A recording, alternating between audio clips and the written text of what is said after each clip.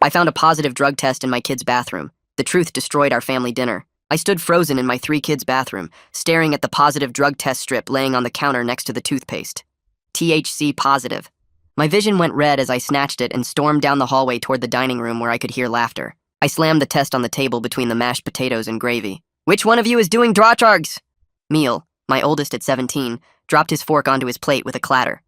"Dad, what the— Don't you dare curse at me!" I roared, my face burning. "Military school applications are online. I can have you enrolled by Monday morning." Antigone, 15, went sheet white. Her hands started shaking. "Dad, please, Uncle Liam is here." She glanced nervously at my brother, who was staring intently at his plate, not moving. Gus, my youngest at 13, slowly grabbed the breadbasket and pulled it closer. "This gonna be wild," he whispered, already pulling out his phone. "Put that away," I snapped. Gus just angled it better. "It's not mine." Meal stood up so fast his chair tipped backward. "I'm trying to get a D1 scholarship. You think I'm that stupid? They drug test athletes." "Then whose is it?" I pointed at each of them like a prosecutor. "This was in your bathroom. Someone in this house is using drugs, and we're not leaving this table until someone confesses." "I've been selling my ADHD meds," Antigone blurted out, then immediately slapped both hands over her mouth. The room went dead silent. Even Gus stopped chewing his bread. "You've been what?" My voice dropped deadly quiet. "Not using! Just selling." Tears streamed down her face. "Kids pay me $50 during finals week and I needed money for," she hiccuped, "for therapy. Because you won't pay for it since you think anxiety isn't real and I should just toughen up." I staggered. "Antigone." "While we're doing confessions," Meal jumped in, his face red, "I've been failing math. I'm not graduating unless I pass summer school, and I already paid the deposit for college, so this isn't about grades." I slammed my hand on the table. Every plate jumped. Uncle Liam flinched so hard he knocked over his entire glass of water across the tablecloth. Sorry, I'm sorry," Liam mumbled, using his napkin to frantically sop up water. His hands were shaking worse than Antigone's. Sweat beaded on his forehead. "Also, I kissed Tim Morriga and I think I'm gay," Meal shouted, apparently deciding to completely implode his life. "What?" I spun back to him. "Or bi." "I don't know yet, but Tim's definitely gay and we've been—" "Stop talking!" I held up my hand. "Just, Gus!" I whirled on my youngest. "Do you have anything to confess?" Gus, mouthful of bread, considered this. "I've been running a gambling ring for Pokemon cards at school. Made $300 last month." "Gus! What? You asked!" "This is insane!" I grabbed the drug test, waving it. "One of you is lying. This didn't just magically appear." "Actually," Gus swallowed his bread and pointed at the test with his butter knife. "That's not even the kind from CVS. That's from the rehab clinic on Maple Street." Everyone turned to stare at him. "What?" "I watch YouTube videos about— How do you know what rehab clinic tests look like?" I demanded, my stomach dropping. "Google exists, Dad. Plus Uncle Liam has those exact pamphlets in the basement. They fell out of his bag when—" Liam stood up so fast his entire plate crashed to the floor. China shattered, mashed potatoes splattered across the hardwood. "I can explain." His voice was barely a whisper. "The test wasn't my kids." I stared at my brother, who I'd invited to stay with us 8 weeks ago after he lost his job. Rough patch, he'd called it. Just needed to get back on his feet. "I'm trying to get clean." Liam's voice cracked, tears rolling down his face. "I test myself every week. I've been clean for 6 weeks, but I still test to make sure, and I must have left it when I used the kids' bathroom this morning because the basement toilet was clogged and—" He looked at my children's faces. Meal's mouth hung open. Antigone had stopped crying from pure shock. Gus had his phone pointed directly at Liam. "I'm sorry. I'm so sorry. I didn't want you to know. I didn't want anyone to know." "Uncle Liam," Antigone whispered, "is that why you've been going to those meetings?" He nodded, unable to speak. "And why you won't come to restaurant dinners?" Meal asked quietly. "Because your old dealer works downtown?" Liam's face crumpled. I stood in my own dining room, surrounded by the family I'd just traumatized. "I'm in recovery," Liam sobbed. "The test proves I'm—" Red and blue lights flooded through the windows. 2 officers were at the door. "We're responding to a live stream showing drug possession and minors in danger," the officer said. The officers stepped into our dining room and I couldn't move. My brain kept replaying what Gus's phone had captured. The drug test accusation. Antigone confessing to selling pills. Meal's sexuality revelation. Liam's addiction admission. All of it streamed live to who knows how many people. The taller officer looked at me and gestured toward the kitchen. The shorter one stayed with my family, pulling out a notepad. I walked on legs that felt like someone else's, my hands shaking worse than they'd ever shaken before. The kitchen felt too small suddenly, the walls pressing in as the officer closed the door behind us. He asked me to explain the situation, and I tried, stumbling over words about my brother staying with us and recovery programs and bathroom mix-ups. The officer's face stayed blank, professional, but I could see the doubt in his eyes. Every word out of my mouth sounded more ridiculous than the last. He asked why my 13-year-old son was filming instead of getting help if there was really a drug situation. I opened my mouth, but nothing came out. What could I say? That I'd created such a toxic environment my own kid thought live streaming family destruction was more valuable than stopping it? The officer wrote something in his notebook and I wanted to grab it, see what judgment he was recording about my parenting. He asked if there were drugs in the house currently. I said no, just the test strip, which proved someone was clean not using. He asked if I was sure. I said yes, but my voice cracked on the word, and I sounded guilty of something I hadn't even done. The officer walked back to the dining room and I followed, my stomach churning. He went straight to Liam and asked him directly about the test. My brother's hands shook so badly he could barely pull his wallet from his back pocket. He fumbled with it, cards spilling onto the table among the mashed potato stains, finally finding his NA meeting attendance card. The officer examined it under the dining room light, checking dates and signatures. Liam explained his recovery program in a voice I'd never heard from him before, small and ashamed and desperate to be believed. He talked about weekly testing himself to stay accountable, about the basement toilet being clogged this morning, about using the kids' bathroom and forgetting the test strip by the sink. The officer's expression softened slightly as he handed the card back, but then he turned to Antigone. He asked her about the ADHD medication confession he'd heard on the live stream. Antigone's face crumpled and fresh tears started rolling down her cheeks. She tried to explain through sobs about needing therapy money, about kids paying her during finals week, about only selling it a few times. The officer held up his hand to stop her and explained that selling prescription medication was illegal, regardless of her age or intentions. He said it didn't matter that she was 15, or that she thought she had a good reason. The law was the law, and he was required to file a report. Antigone sobbed harder, her whole body shaking. The officer's voice got gentler as he recommended we get her into legitimate therapy immediately and cooperate fully with the school investigation that would definitely happen now that it was on video. He looked at me when he said that last part, like this was my fault for not getting her help before it came to this. The officers asked more questions for what felt like hours, but was probably only 60 minutes. They wanted to know about Liam's recovery timeline, about Antigone's prescription history, about how long Gus had been filming before they arrived.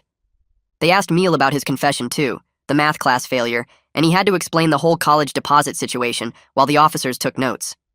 Finally, they closed their notebooks and gave us warnings about family dysfunction and getting proper help and making sure the kids were safe. They said someone from the school would be contacting us, and possibly child services depending on their investigation. Then they left, and the red and blue lights disappeared from our windows. We sat in horrible silence staring at the destroyed dinner table, mashed potatoes still splattered on the floor from Liam's dropped plate, the drug test strip lying in gravy, water stains on the tablecloth. Gus finally lowered his phone, the screen going dark. He said his battery died, and I realized my youngest son had just broadcast our family's complete meltdown to his entire social media following. 3,000 people. 5,000 people, maybe more, had watched us implode. I told all 3 kids to go to their rooms. Neil stood up first, his chair scraping against the floor. Antigone followed, her face blotchy and swollen from crying. Gus grabbed 2 rolls from the breadbasket before leaving because apparently family trauma doesn't stop a 13-year-old's appetite. I sat down at the kitchen table across from Liam. Neither of us could speak at first. The silence stretched between us, heavy and uncomfortable. Finally, Liam started apologizing, over and over, saying he was so sorry for leaving the test in their bathroom, for bringing his problems into my house, for everything. I listened to him apologize and realized I'd been so focused on controlling my kids that I'd completely missed my own brother's struggle happening under my roof. He'd been living in my basement for 8 weeks, and I never noticed he was fighting for his life every single day. Liam told me he'd been attending NA meetings every Tuesday and Thursday night. I'd thought those were job interviews or networking events, had even asked him how they went, and were accepted his vague answers without question. He explained he'd been clean for 6 weeks after losing his job due to missing work during his active addiction. He came to stay with us hoping a stable environment would help his recovery, but he was terrified to tell me the truth. I asked him why he didn't tell me, why he hid something so important. His answer hit me like a punch to the chest. He said he would have judged him the same way I judge my kids for not being perfect. The truth of that statement sat between us like a third person at the table, undeniable and damning. Around midnight, I went to check on each kid separately. I started with Gus because his room was closest. I knocked and pushed open the door to find him sitting on his bed, his phone plugged into the charger, refreshing the screen over and over. The video already had 3,000 views with hundreds of comments scrolling past. I watched my son's face cycle between pride at the attention and growing fear about consequences. Some comments called our family a mess. Others felt sorry for us. A few made jokes about the mashed potatoes. Gus kept scrolling, reading every single one, his expression changing with each new notification. I confiscated the phone from his hands and he protested but didn't fight me. I found Antigone sitting on her bed staring at the wall, not crying anymore but completely shut down. Her eyes didn't track me as I entered. I tried to apologize, stumbling through words about being sorry for how I reacted and not listening before. She finally looked at me and said, "I think anxiety isn't real, so why would I believe she needed therapy?" I stood there with no response that didn't prove her point completely right. I walked down the hallway to Meal's room and pushed open his door without knocking. The room was empty. His bed sat unmade, covers thrown back like he'd left in a hurry. The window stood wide open with the screen pushed out, leaning against the side of the house below. Cold air poured into the room. I crossed to the window and looked down at our backyard, seeing nothing but darkness and the fence line. My phone buzzed in my pocket. A text from Meal lit up the screen telling me he was staying at Tim's house tonight and needed space to think. My fingers hovered over the keyboard ready to type that he needed to get home right now, that running away solved nothing, that we weren't done talking. I stared at those words forming in my head and deleted them before typing. I texted back that we'd talk tomorrow. My hand shook as I hit send. I closed Meal's window and picked up the screen from outside, fitting it back into place.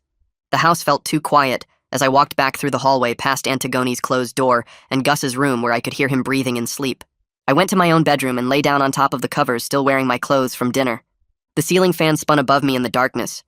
I kept seeing the dining room table, the test strip landing between the mashed potatoes, my hand slamming down, making all the plates jump, Antigone's hands shaking, my voice roaring about military school before I even knew what was happening. Liam's plate crashing to the floor, mashed potatoes spreading across the hardwood in a white puddle. Every time I closed my eyes, I heard myself yelling, "Which one of you is doing drugs?" like I was interrogating criminals instead of talking to my own kids. The memory of Antigone saying, "I think anxiety isn't real," played over and over. She was right. I did think that. I'd told her to toughen up when she asked for therapy, said she just needed to try harder, that everyone gets nervous sometimes. My explosive anger the second I found that test made everyone so scared they started confessing things they'd been hiding for months. Antigone selling her medication for 4 months, Meal failing math all year, even Gus's Pokemon card gambling that I never noticed. All of them carrying these huge secrets because they were too afraid to tell me. I rolled over and checked my phone. 2:47 a.m. Meal hadn't texted again. I wondered if he was actually at Tim's house or somewhere else. I wondered if Tim's parents knew he was there, or if Meal climbed through a window there too. My brain wouldn't stop making lists of everything that could go wrong. I got up and walked through the house, checking that all the doors were locked, that Antigone and Gus were still in their rooms, that Liam was downstairs in the basement. Everyone was where they should be except Meal. I went back to bed and stared at the ceiling until the sky started getting lighter outside my window. The coffee maker was halfway through brewing when my phone rang. The school principal's name appeared on the screen. I answered and she said they needed to meet that afternoon about Antigone's medication situation and Gus's live stream. Her voice sounded tired and careful, like she was picking each word. I agreed to come in at 2 o'clock, my stomach already twisting at the thought of sitting in her office. She thanked me for being cooperative and hung up. I poured my coffee and sat at the kitchen table where we'd eaten dinner last night. Someone had cleaned up the broken plate and mashed potatoes while I was checking on the kids. The tablecloth was gone, probably in the wash. I picked up my phone and looked at Meal's text again, then set it down and drank my coffee even though it burned my tongue. Meal came through the front door around 10 in the morning, looking like he hadn't slept at all. His eyes were red and his hair stuck up on one side. He dropped his backpack by the door and walked into the kitchen where I was still sitting with my second cup of coffee. We both sat down at the table without saying anything at first. He picked at a scratch in the wood surface. I wrapped both hands around my mug. Finally, he started talking, telling me he'd been seeing Tim for 3 months now. They had English class together and started talking after school, then hanging out on weekends when I thought he was at basketball practice or studying at the library. He said he was terrified to tell me because of how I react when anything unexpected happens. He used the word terrified, and I felt it like a punch. My son was terrified of me. He explained that he didn't know if he was gay or bi yet, that he was still figuring it out, but he knew he liked Tim, and that was real. I sat there listening and realized Meal had been carrying this huge part of who he was in complete secret, going to the school every day and coming home and pretending everything was normal while hiding someone he cared about. I asked him about the math class, trying to keep my voice steady instead of angry. He explained he'd been struggling since September when they started trigonometry. He didn't understand the concepts, and every time he asked the teacher for help, she told him to review the textbook. He fell further behind each week until he was failing every test. He said he was afraid to ask me for help because I always say just work harder instead of actually helping him understand things. The college deposit came from his summer job savings from working at the grocery store, money he'd been saving for a car. He paid the deposit in January thinking he'd figure out the math situation, but then it got worse and he panicked. Now he was looking at losing the money and not graduating and watching his whole future fall apart. He said all of this while staring at the table, not looking at me once. I drove to the school at 1:45 and sat in the parking lot for 10 minutes before going inside. The principal's office smelled like coffee and paper. She gestured for me to sit in one of the chairs across from her desk. She folded her hands on top of a manila folder and explained that Antigone could face suspension or even expulsion for selling prescription medication. The school board had policies about drug distribution on campus, even though Antigone claimed she only sold to kids at their houses after school. They were required to report it to the police beyond what happened last night with the officers at our house. She said the best thing I could do was get a lawyer and show the school board that we were taking serious corrective action with therapy and supervision. She recommended family counseling and individual therapy for Antigone, drug testing, and a written plan for how we'd prevent this from happening again.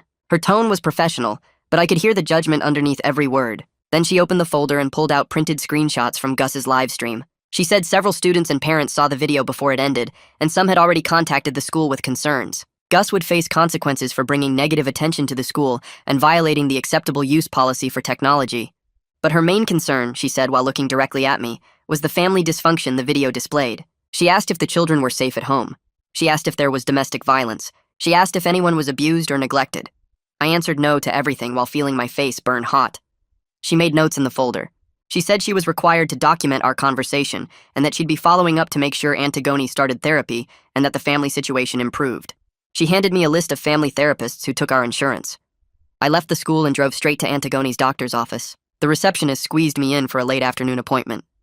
The doctor came in looking at her tablet, then sat down and asked why I was there. I explained that Antigone had been selling her ADHD medication to other students. The doctor's face changed completely. She asked why Antigone needed money for therapy when she already had a prescription and regular appointments. I admitted I'd refused to pay for talk therapy because I thought the medication was enough. The disappointment on her face was obvious. She didn't try to hide it. She set down her tablet and asked how long I'd been denying Antigone therapy. I said about a year, maybe longer. The doctor nodded slowly like this explained everything. She told me that ADHD medication without behavioral therapy was like giving someone crutches, but not teaching them how to walk. The medication helped Antigone focus, but didn't teach her how to manage her anxiety or develop coping strategies. She pulled up Antigone's chart and showed me notes from appointments where Antigone had asked for therapy referrals. The requests went back 14 months. The doctor had given Antigone names of therapists each time, and Antigone said she'd talk to me about it. Apparently she did talk to me and I said no every time. The doctor wrote a letter right there supporting therapy as a medical necessity. She printed it and handed it to me, then suggested I examine why I was so resistant to my daughter getting the help she'd been begging for. She said it in a kind voice, but the words still felt like an accusation because they were true. I got home around 6 and called everyone into the living room for a family meeting. Antigone came down the stairs and sat in the armchair furthest from me, staring at the wall instead of looking at anyone. Gus bounced into the room asking if he was going to be famous from the video, if anyone at the school had mentioned it yet, how many views it got. Neil sat on the couch between where Gus plopped down and where Antigone was curled up, creating a barrier between his siblings and me. Liam hovered in the doorway to the living room like he wasn't sure if he should be included in this meeting or if it was just for the kids. I told him to come in and sit down. He perched on the edge of the other armchair, looking ready to run. I started trying to apologize for my reaction at dinner, but it came out wrong, full of justifications about being shocked and worried when I found the test. Antigone finally looked at me and said I wasn't worried. I was angry that they weren't perfect. The accuracy of that statement cut through every excuse I was trying to make. I sat there trying to find words that would fix what I'd broken, but everything that came out sounded like I was defending myself instead of actually apologizing. I kept explaining how shocked I was, how worried, how I didn't know what to think when I found that test. Antigone stared at the wall while I talked, her arms wrapped around herself. She finally turned her head and looked straight at me. She said I wasn't worried. I was angry that they weren't perfect. The words landed like a punch. I opened my mouth to argue, but nothing came out because she was completely right. I wanted to tell her that wasn't true, but we both knew it was. The silence stretched out until Gus started bouncing his leg up and down, making the couch shake. I cleared my throat and said we needed to discuss consequences for what happened. Antigone's face went blank again. Neil sat up straighter and I could see his jaw tighten. I started listing what needed to happen about the medication selling and the live stream, but Neil cut me off. He said I was already planning punishments instead of asking why they felt like they had no other choice. The observation hit me the same way Antigone's comment had. I was doing exactly what I always did, jumping straight to discipline without trying to understand. Liam shifted in his chair and said maybe everyone needed some space to calm down. Antigone stood up without looking at anyone and walked upstairs. Her bedroom door closed with a solid thunk that wasn't quite a slam but close. Neil followed a minute later. Gus asked if he could go play video games, and I just nodded. He practically ran out of the room. I sat alone in the living room with Liam, both of us staring at the empty chairs where my kids had been. He said I should probably give them time. I said I didn't know what I was supposed to do differently. He didn't have an answer for that. The next morning, I sat at my computer after the kids left for school and typed "family therapist near me" into the search bar. My finger hovered over the enter key for a full minute before I pressed it. I'd always thought therapy was for weak people who couldn't handle their own problems, people who needed someone else to tell them how to live. The search results loaded, and I scrolled through pages of therapist profiles, reading their specialties and approaches. One name kept appearing in the reviews, Feng Zhao, with parents saying he helped them understand their kids better and fix broken relationships. I clicked through to his website and read about authoritarian parenting styles versus authoritative ones. The description of authoritarian parents made me uncomfortable because it sounded like someone describing me. Strict rules, high expectations, punishment-focused, little warmth or flexibility. I kept reading even though I wanted to close the browser. The effects on children section listed anxiety, low self-esteem, difficulty making decisions, fear of failure, poor communication. I thought about Antigone's shaking hands and Meal's confession that he was afraid to ask for help with math. The website had links to articles about how kids raised with authoritarian parenting often hide problems until they explode. I spent 3 hours reading articles and studies, taking notes, highlighting passages that felt like reading my own biography. Every description of how authoritarian parents interact with their kids matched what I did: the belief that respect means fear, the idea that showing emotion is weakness, the assumption that strict control prevents problems instead of creating them. I finally closed my laptop around noon, feeling like I'd just read an instruction manual for everything I'd done wrong. 2 days later, the school called. The principal wanted to see me and Gus that afternoon about the live stream incident. I picked Gus up from his last class, and we walked to the main office in silence. The principal's secretary pointed us to the waiting chairs. Gus swung his legs and played with his phone until the door opened. The principal gestured us inside, and we sat across from her desk. She pulled up the video on her computer and asked Gus why he filmed his family's private crisis instead of putting his phone down. Gus shrugged and said he didn't really think about it. She asked if he understood that what he broadcast showed his family in a very difficult moment and exposed private information about his uncle and sister. He nodded but didn't look up. She explained he would have lunch detention for a week and mandatory meetings with the school counselor. The counselor's name was Marie Zhao, and she wanted to understand why he felt filming was more important than being present with his family. Gus finally looked up and asked if he was in big trouble. The principal said he wasn't in trouble exactly, but his choice showed poor judgment and a lack of understanding about privacy and family boundaries. She asked me if I had questions. I said no. She sent Gus back to class and asked me to stay. Marie Zhao came in a few minutes later carrying a folder. She sat down in the chair next to me instead of behind the desk. She said she'd watched the live stream and wanted to talk about what she saw beyond just Gus's choice to film it. I waited for her to tell me what a terrible parent I was, but she didn't. Instead, she asked how much positive attention Gus gets versus negative attention in our family. I didn't understand the question at first. She explained that from what she saw, Gus's older siblings had big problems that took up a lot of space and attention. She wondered if Gus had learned that causing chaos was the only way to get noticed. I thought about how I mostly interacted with Gus when he was in trouble or doing something wrong. I couldn't remember the last time I'd sat down with him just to hang out or asked about his day when nothing was going wrong. Marie said attention-seeking behavior usually meant the child wasn't getting enough positive attention through normal channels. She asked if Gus had activities or interests I supported, or if our relationship was mostly me correcting his behavior. I admitted it was mostly corrections.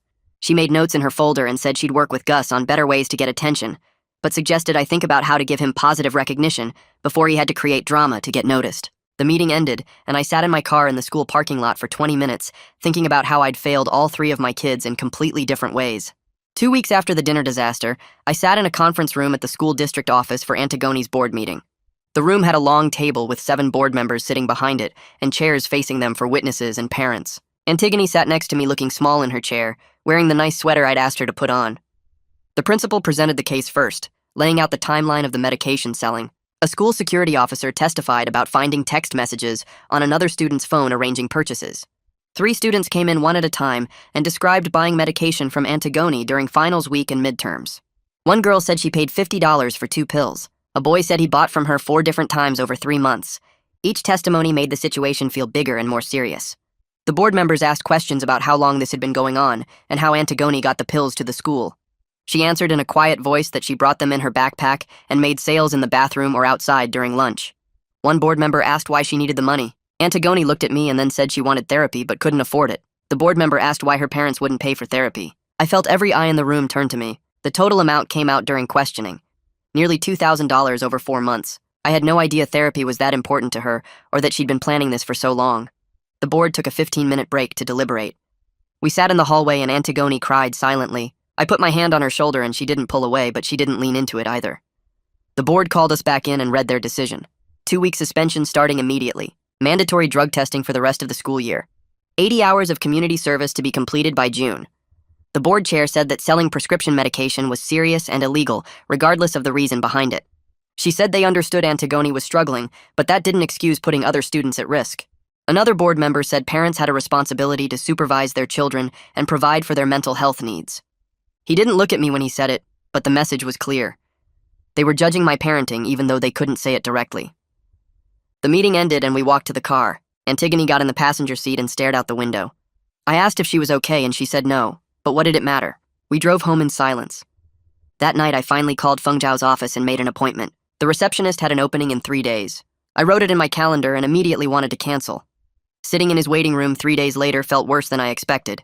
The chairs were comfortable and there were magazines on the coffee table, but I felt like everyone could see that I'd failed at being a father. A couple sat across from me looking just as uncomfortable. Their teenage daughter scrolled through her phone between them. The receptionist called my name and I followed her down a hallway to Feng's office. He stood up from behind his desk and shook my hand. He had gray hair and glasses and looked like someone's grandfather. He gestured to a couch and sat in a chair across from me with a notepad. He asked what brought me in today. I explained the dinner incident and everything that came out. He listened without interrupting and took notes. When I finished, he asked me to describe my childhood and my relationship with my own father. I talked about growing up in a house where my dad ruled through fear and criticism. Nothing I did was ever good enough. He never showed affection or said he was proud of me. His way of parenting was to point out everything wrong and expect me to fix it. I heard myself making excuses for him as I talked. Different generation, he meant well. He made me tough enough to handle life. Feng wrote something down and then asked if I wanted my kids to make those same excuses about me someday. The question stopped me cold.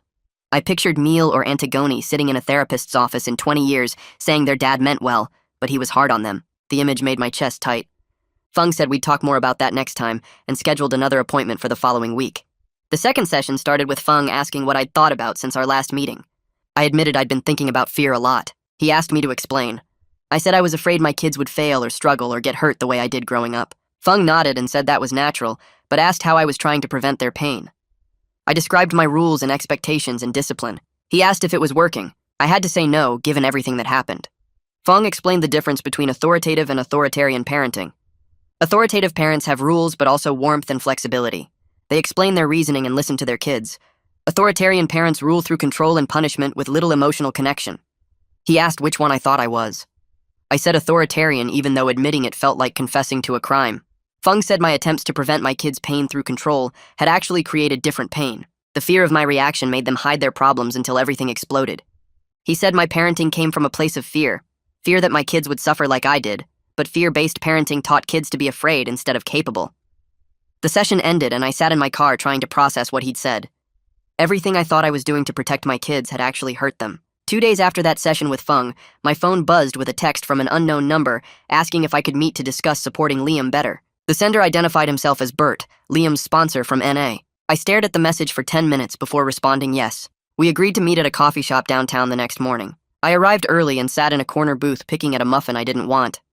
Bert walked in right on time, a guy in his 50s with gray hair and kind eyes who spotted me immediately. He shook my hand and ordered black coffee before sitting down across from me. He thanked me for meeting him and said he knew this situation was hard on everyone.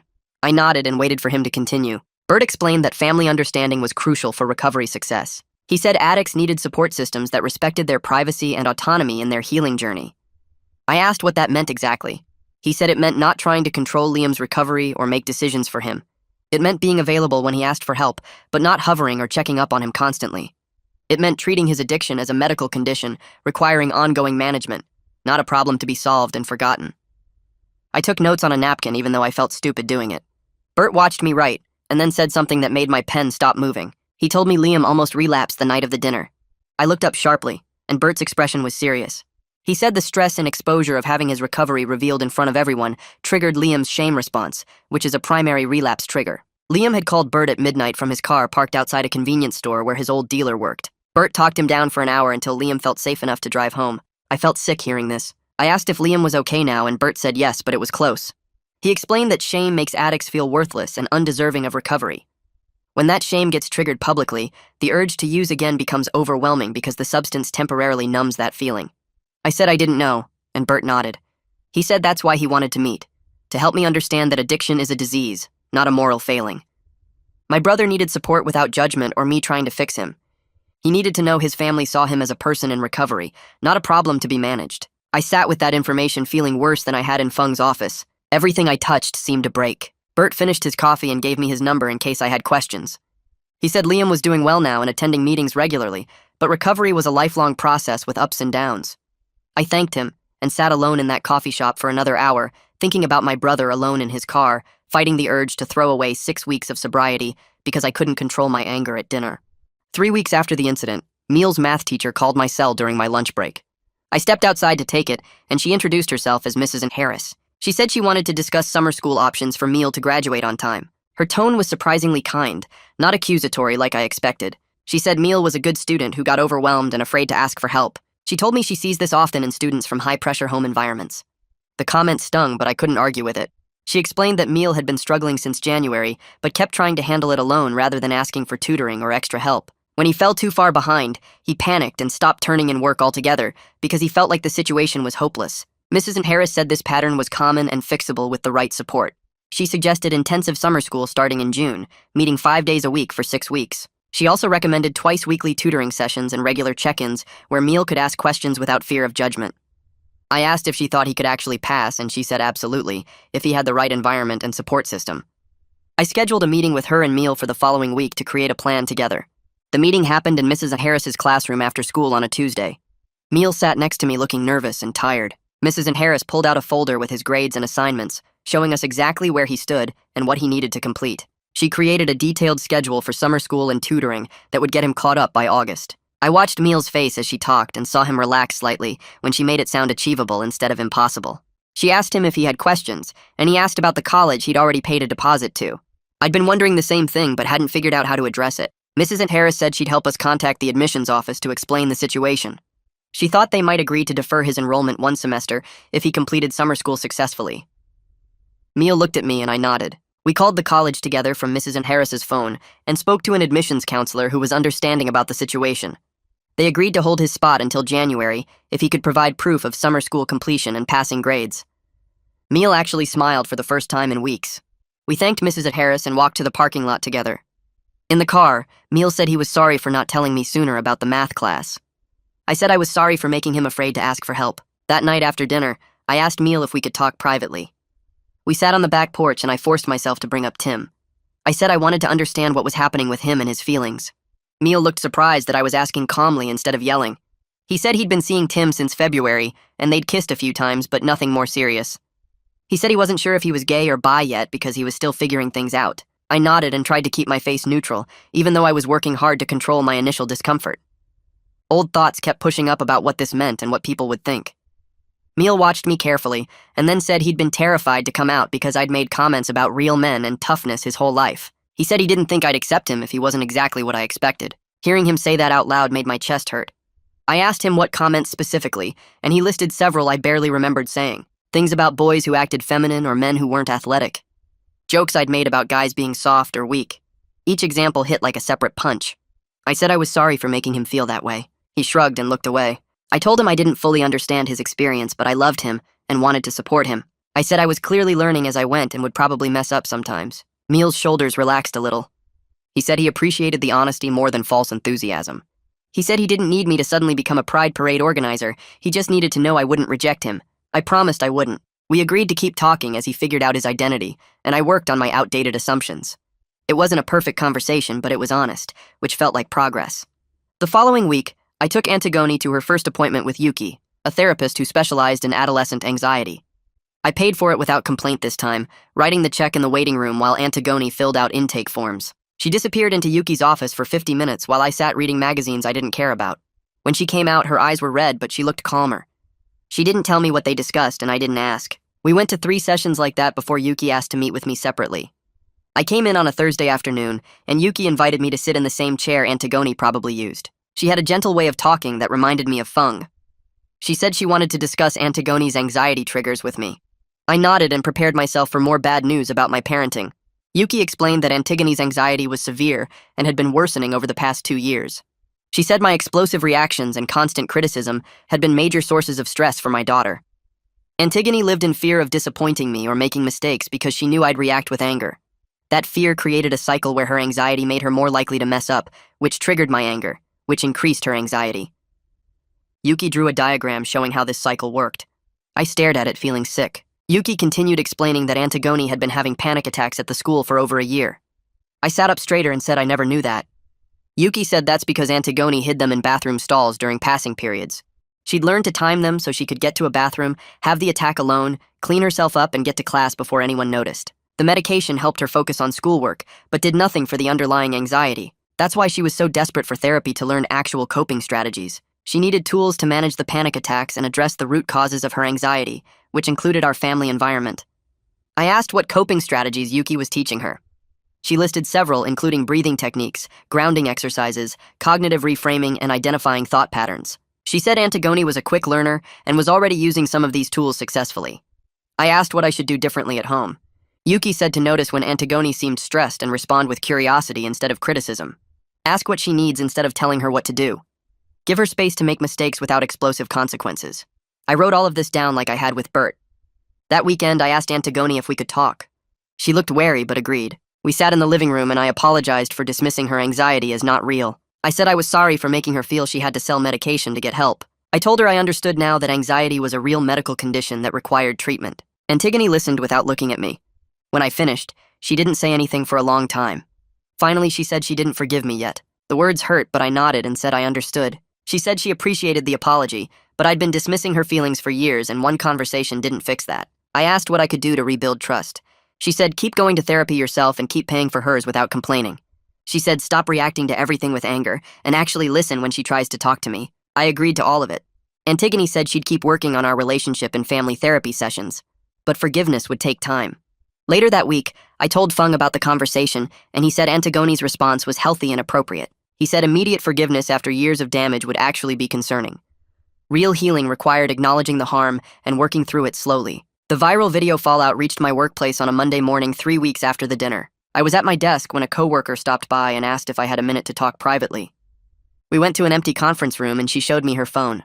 Her teenage son had recognized our family from Gus's live stream and shared it in their parent group chat. Now dozens of parents from the kids' schools had seen it. She said she wanted to give me a heads up because people were talking. I felt my face get hot as I watched 30 seconds of the video showing me yelling at my kids and Liam's confession. The view count was over 50,000 now. I thanked her for telling me and went back to my desk feeling exposed. An hour later, my boss called me into his office. He closed the door and said he needed to discuss personal matters affecting my professional reputation. He'd received calls from 2 clients who'd seen the video and were concerned about my judgment. He said he wasn't going to fire me, but I needed to understand that my family's dysfunction was now public knowledge, and it reflected on the company. I apologized and said I was working on the situation with therapy and family counseling. He nodded and said he hoped I'd get it sorted out. The conversation lasted 10 minutes but felt like an hour. I walked back to my desk past coworkers who definitely knew about the video based on how they looked at me. The humiliation was complete. My failures as a father were now entertainment for thousands of strangers and a liability at work. That evening, I pulled into my driveway and saw the Hendersons next door suddenly remember they needed to go inside when they spotted my car. Mrs. Henderson had been watering her garden, but she grabbed her hose and walked straight to her garage without looking my way. The next morning, I took out the trash and caught 3 neighbors standing in a cluster at the end of the street, and when they saw me, they stopped talking immediately and scattered like I had a disease. At the grocery store on Saturday, I ran into Coach Phillips from Meal's old soccer team in the cereal aisle. He looked at me, looked away fast, and pushed his cart in the opposite direction, even though he was heading toward the checkout. The cashier, who usually made small talk with me, kept her eyes down the whole transaction and didn't say a single word beyond the total. Walking through the parking lot, I heard 2 women whispering behind me and caught the words, "that video," and "those poor kids," before they noticed me turning and went quiet. The public shame felt like wearing a sign around my neck that said I was a bad father, and everywhere I went, people either stared with pity or pretended I didn't exist. By Sunday, I started ordering groceries for delivery because I couldn't handle one more person's judgment or fake sympathy. On Monday afternoon, I sat in Marie's office waiting while she finished her session with Gus. When my son came out, Marie asked if I could stay for a few minutes to discuss something important. She closed the door and explained that Gus had been very open in their sessions about why he filmed the dinner. He told her that chaos was the only time I gave him my full attention, that normally I was either yelling at Meal about college or dealing with Antigone's problems or working late. Marie said Gus felt invisible most of the time, like the family forgot he existed unless he did something dramatic or got in trouble. The gambling ring at the school started because he wanted to feel smart and important, like his older siblings, and filming the dinner was his way of making sure someone noticed him, even if it meant negative attention. She showed me notes from their sessions where Gus had drawn pictures of our family with himself tiny in the corner, while everyone else was big and fighting. Marie explained that both the gambling and the live stream were bids for recognition from a kid who felt overlooked and unimportant in his own home. That conversation hit me like a truck, because I realized I barely knew what Gus did with his free time or who his friends were. I could tell you every detail of Meal's scholarship applications and Antigone's therapy schedule, but I couldn't name Gus's favorite subject or what he wanted to be when he grew up. Marie suggested I start weekly one-on-one time with Gus doing activities he chose, not what I thought he should do. The first Saturday I asked him what he wanted to do, and he looked suspicious, like I was setting up a trap. He picked going to the comic book store downtown, and we spent 2 hours there while he showed me different Pokemon cards and explained the game rules. I had to fight every urge to criticize how he spent his money or tell him he should read real books instead. The next week he wanted to get ice cream and walk around the park, and I managed to just listen while he talked about a kid at the school who was mean to him. The third week we went to the arcade, and I watched him play games for an hour without once suggesting he should be doing homework instead. It felt wrong at first because I was so used to every interaction being about correcting or teaching, but slowly Gus started actually talking to me about real things instead of just giving one-word answers. A month into our weekly time together, Gus admitted during one of Marie's sessions that he started the Pokemon gambling because he wanted to feel important and smart like Meal and Antigone. He said Meal got attention for sports and grades, and Antigone got attention for her problems, but nobody paid attention to Gus unless he caused trouble.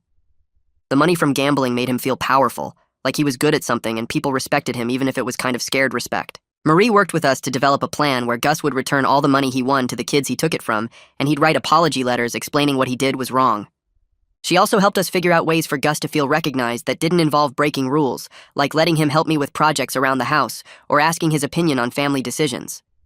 Gus agreed to the plan but said he was scared the kids at the school would hate him after he gave the money back. I told him doing the right thing was hard, but it was better than living with guilt, and I was proud of him for being brave enough to make it right. 6 weeks after the disaster dinner, I decided we should try another family meeting.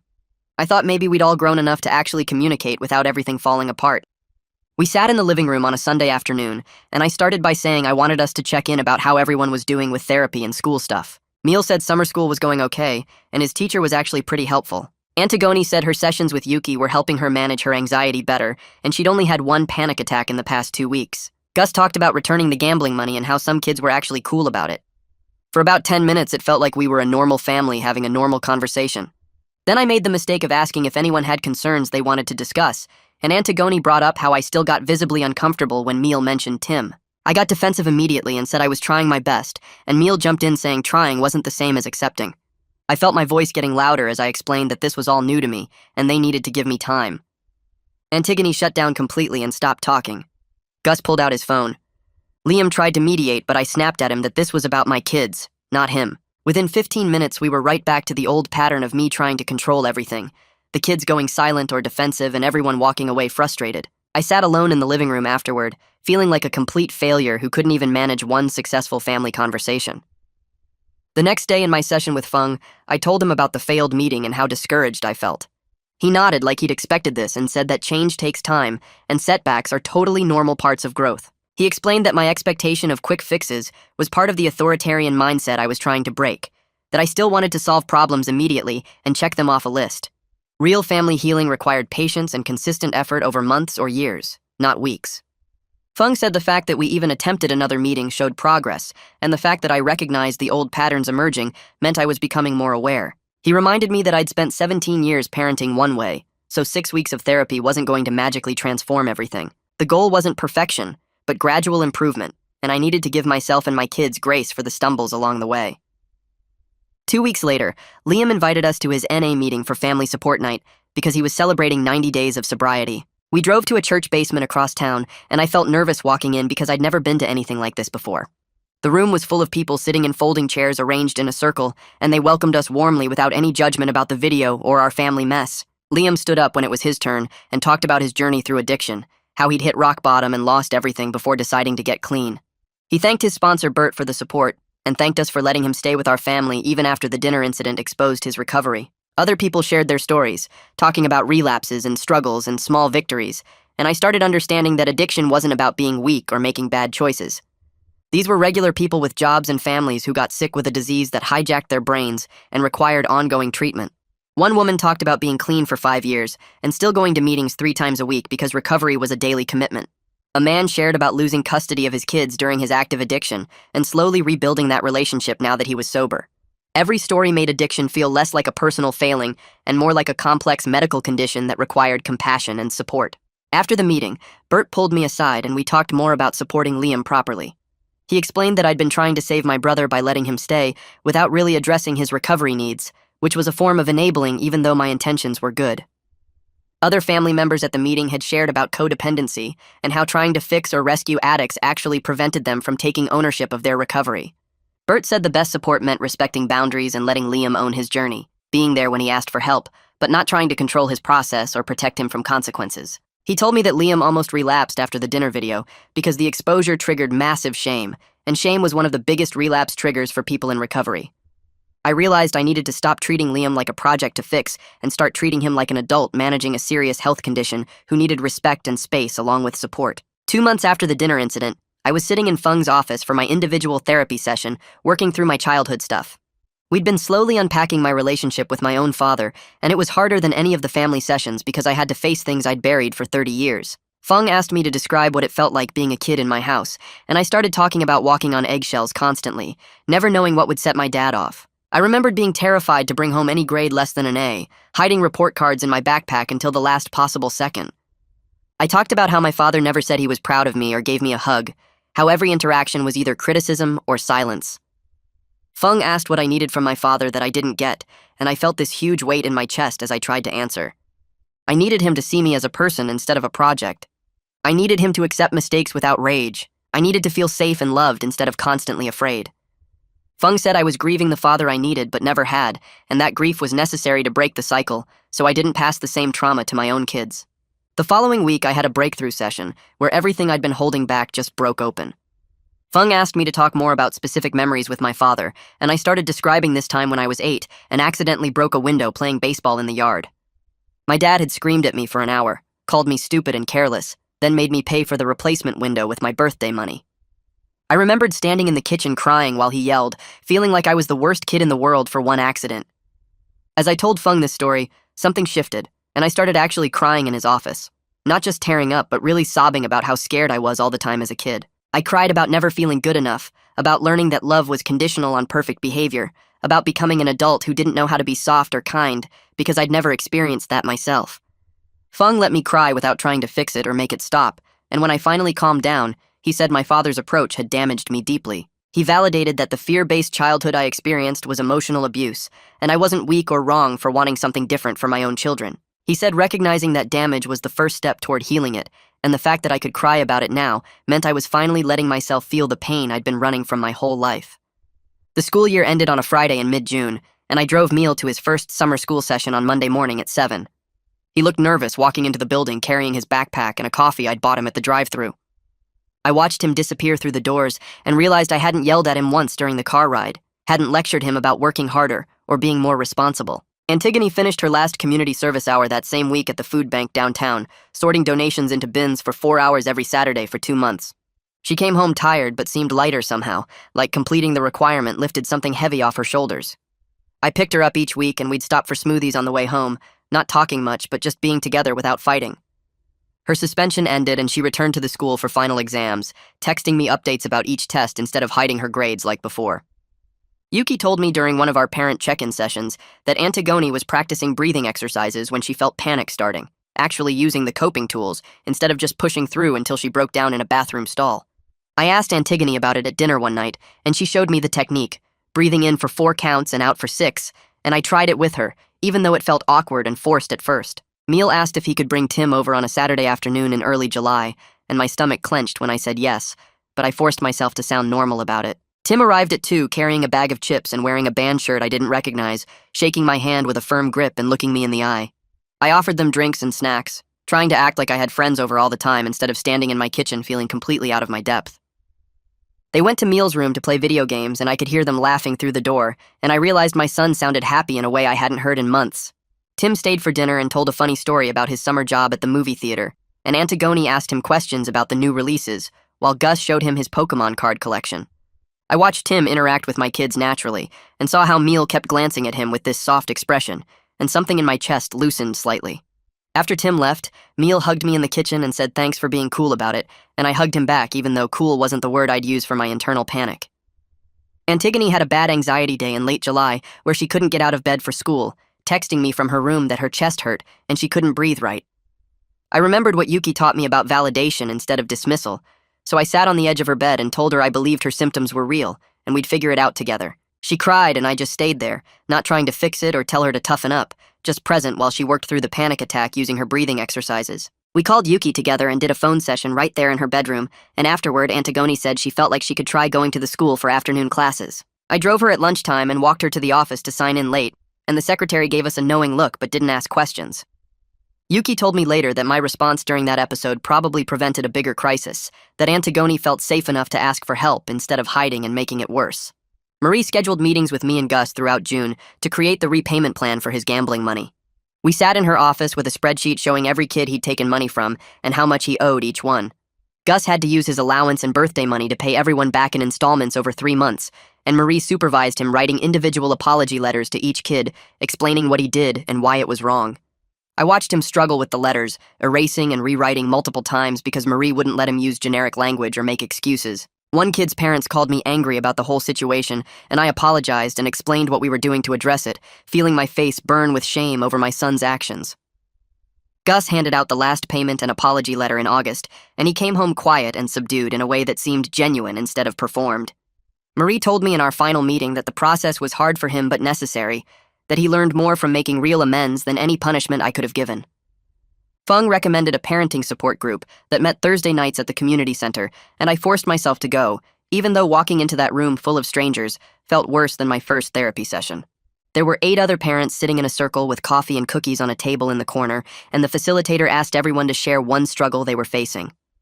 I listened to a mom talk about her teenager's eating disorder, and a dad describe his son's suspension for fighting, and I realized these people weren't judging me for being a bad parent because they were all dealing with their own versions of family crisis. When my turn came, I talked about the dinner incident and the therapy we'd started, and multiple people nodded like they understood exactly what I meant. A woman named Sandra talked to me after the meeting about her own journey with authoritarian parenting patterns, and she gave me her number in case I wanted to talk between sessions. I went back the next week and the week after that, and slowly the shame about needing help started to fade into something more like relief, that I wasn't alone. Liam came home in mid-July with news about a job offer from a logistics company downtown, and he showed me the offer letter with shaking hands like he was afraid I'd find something wrong with it. The position paid decent money, and the hiring manager knew about his recovery because Liam had been honest during the interview, and they were willing to work around his NA meeting schedule. I told him I was proud of him and watched his face crumple with emotion, and he admitted he'd been terrified I'd criticize the job or tell him it wasn't good enough. We talked about his apartment search, and I helped him look at listings online, and I realized our relationship had shifted from me trying to manage his life to me supporting the choices he was making for himself. He moved into a 1-bedroom place in August after 3 months of living in our basement, and the whole family helped him move his stuff in one Saturday afternoon. Liam seemed lighter in his own space, and when he left our house that night, he said he'd see us at Sunday dinner, making it clear he was choosing to stay connected instead of just being stuck with us. Meal's summer school teacher called me in early August to say he'd passed the class with a B, which meant he was officially cleared to graduate and start college in January. She told me Meal had asked for extra help multiple times and stayed after class to work through problems he didn't understand, showing initiative she wished more students displayed. I asked what changed from the regular school year, and she said she thought Meal felt safer asking questions now, like he wasn't afraid of being judged for not knowing something. I met Meal at the school after his final exam and took him out for lunch to celebrate, and he talked about his college plans without the fear and stress that had surrounded the topic for months. He seemed genuinely excited about starting in January instead of devastated about the delay, and I realized the extra time had given him space to figure out what he actually wanted instead of just doing what he thought I expected. Our family therapy sessions with Feng shifted in August from crisis management to actual skill building, and we practiced communication exercises that felt awkward and forced at first. Feng taught us active listening where we had to repeat back what the other person said before responding, and it slowed down our arguments enough that we could actually hear each other instead of just reacting. Antigone brought up something that bothered her about my criticism, and I managed to listen without getting defensive, then acknowledged her feelings before explaining my perspective. We weren't perfect, and sometimes sessions still got tense when old patterns emerged, but we were having real conversations instead of explosive fights that ended with slammed doors. Feng pointed out our progress during one session, noting that we'd gone 3 weeks without a major blow-up and were addressing problems before they became crises. Antigone stopped me in the hallway one night in late August and said she wanted to tell me something. I braced myself for bad news, but she just said she was proud of me for going to therapy and working on myself, and the words hit me harder than any criticism she'd ever given. She said she could see I was trying to change, even though it was obviously hard for me, and she appreciated the effort I was putting in. I stood there in the hallway not knowing what to say, and she hugged me quickly before going back to her room. I went to my own room and sat on the bed replaying her words, and I realized that might have been the best thing any of my kids had ever said to me. Marie called me in for a final session about Gus in September, and she showed me her notes tracking his behavior over the past 3 months. His attention-seeking actions had dropped significantly as he got more positive recognition at home for things like helping with dinner or doing homework without being asked. She said he'd developed better skills for managing his emotions instead of acting out when he felt was ignored or overlooked, and his teacher reported improvement in classroom behavior as well. Gus seemed more settled somehow, less desperate to cause chaos just to feel important. I'd been making time for one-on-one activities with him each week, and he'd started coming to me with problems instead of creating problems to get my attention. 3 months after everything exploded at that dinner, I ordered pizza for our first real family meal since the incident. Nobody wanted to risk another cooking disaster and the stress that came with it, so I called in 3 large pizzas and breadsticks and told everyone to show up at 6. Meal arrived first and helped me set the table with paper plates instead of the good china, and I noticed he didn't seem nervous like he used to whenever we planned family gatherings. Antigone came down from her room without me having to call her 3 times, and Gus actually put his phone away without being told. Liam showed up right at 6 carrying a 2-liter of soda, and we all sat down at the same table where everything had fallen apart months ago. The conversation started awkward with everyone careful about what they said, but then Gus made a joke about the pizza place forgetting napkins again, and Neil laughed, and suddenly we were just talking like normal people instead of walking on eggshells. Antigone told a story about something funny that happened in her therapy group, and I listened without jumping in to fix or criticize, just let her share her experience. Liam asked Neil about his college plans, and they talked about dorm life and class schedules, and I realized my brother and my son had developed their own relationship, separate from my control. The tension was still there under everything. I could feel it in how carefully we chose our words and avoided certain topics, but there was also something warm and real that had been missing before all the secrets came out. After we finished eating, I suggested we talk about some new family rules, but this time I wanted everyone to help decide instead of me just announcing what would happen. Neil looked surprised, and Antigone actually made eye contact with me for the first time in weeks. We agreed to have weekly family meetings where everyone could speak without getting interrupted or shut down, and I promised to listen even when I disagreed or felt scared about what they were telling me. Gus suggested we each get individual time with me doing something we actually wanted to do, not just stuff I thought was important, and I agreed, even though it meant giving up control of our activities. Antigone asked for an open-door policy where they could come to me with problems without fear of immediate punishment, and I said yes while fighting every instinct to add conditions and rules to that promise. We all committed to therapy for whoever needed it, no questions asked and no judgment about seeking help, and I included myself in that promise because Feng had taught me I needed support too. Liam cleared his throat and said he had something to share, and my stomach dropped, thinking another crisis was coming. He told us he'd been looking at apartments now that he was stable in his new job, and his recovery was solid, and he wanted to move out by the end of the month. My first reaction was feeling rejected, like I'd failed to make him comfortable enough to stay. But then I recognized that old pattern of making everything about me and my feelings. Instead, I told him I was proud that he felt ready for that step, that it showed how far he'd come in his recovery journey. We agreed he'd still come to family dinners every week, and that our home was always open if he needed support or just wanted company. Neil said he wanted to officially come out to our extended family at the next holiday gathering, and he asked if I would support him when some relatives reacted badly. I told him yes without hesitation, that anyone who couldn't accept my son wasn't welcome in our lives anymore, and his eyes got wet, but he smiled. Standing up for him felt more important than anything else I'd done as his father, more than any sports game or grade or achievement. Antigone finished her community service hours the week before by volunteering at a mental health awareness organization downtown, and she said the experience made her want to become a therapist someday to help other kids who felt unheard by their parents. I told her she'd be amazing at it because she understood that struggle personally, and she actually reached across the table and squeezed my hand for a second before pulling back. Gus interrupted to tell us about his new Pokemon card trading club at the school, talking fast with excitement about how his teacher agreed to supervise, and they were setting up official trading rules. I listened with genuine interest instead of immediately looking for problems or ways he might mess it up, asking questions about how the club worked and what made it fun. He lit up talking about it, and I realized this was what Marie meant about positive attention changing his behavior patterns. Our family wasn't perfect and probably never would be. We still had bad days where old patterns emerged, and we fell back into criticism and defensiveness. But we were honest now in ways we never were before, telling each other hard truths instead of hiding behind secrets and fear. The kids trusted me enough to share their struggles, and I'd learned to respond with support instead of anger, even when I felt scared for them or disappointed by their choices. Therapy taught me that being scared was okay, that wanting to protect them was natural, but controlling them through fear and punishment only pushed them away. I looked around the dinner table and saw my 3 kids laughing with their uncle, all of us still healing but genuinely connected in a way we hadn't been before. Meal was comfortable enough to hold hands with Tim when they came over now, and Antigone talked openly about her anxiety without shame. Gus brought his Pokemon cards to show me without worrying I'd confiscate them or lecture him about wasting time. Liam attended his meetings and called his sponsor when he struggled, and he trusted us enough to share when recovery got hard instead of hiding and suffering alone. The viral video that exposed our dysfunction ultimately forced the honesty we desperately needed, and while the journey had been painful and humbling, we were building something real and lasting together.